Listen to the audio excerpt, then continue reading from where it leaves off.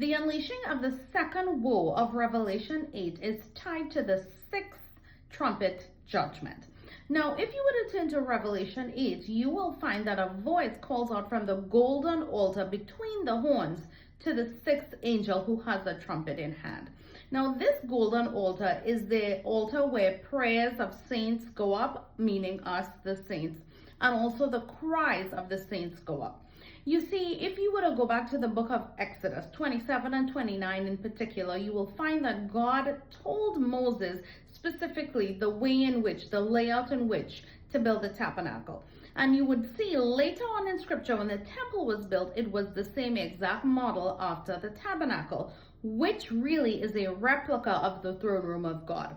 So this particular altar before the Lord, the horns of which, the corners of which a voice calls out from there and calls out to the sixth angel. And it tells the angel, release those angels who are bound at the river Euphrates, the ones who have been kept for this specific time.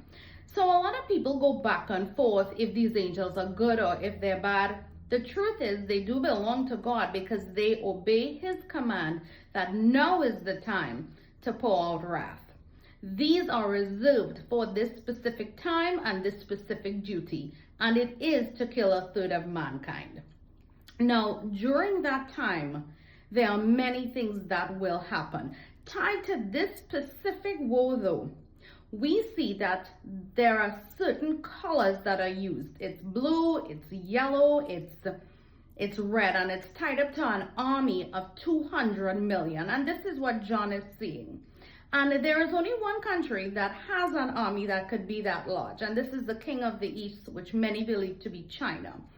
And what John sees is that they are like troops riding on horses, but the horses have heads like lions, and they have tails, and what comes out is smoke and sulfur and fire. Now, what could this be? This is war. Many people believe that this is the Battle of Armageddon. And we know that at the end of the Battle of Armageddon, we win. You see, Jesus himself is going to come back on a white horse, and he is going to fight and win in the Battle of Armageddon. He's coming with us. He's coming with all of heaven, and he is going to win and then set up the millennial reign. So you can go through Revelation 8 and see the details, but that is the synopsis of it. Now, many people believe that the first war is tied up to the Gog and Magog war, which will take place somewhere to beginning or mid-trib. And then this particular war, which is the second war with the army of 200 million, this is tied up to army tanks, and it's tied up to the king of the east, and it's tied up to the Battle of Armageddon. Now, the details of the book of Revelation are very deep, and in these videos I don't go very, very deep. If you would like to know more, you could pick up a copy of my book, or there are many other great books out there, not just mine.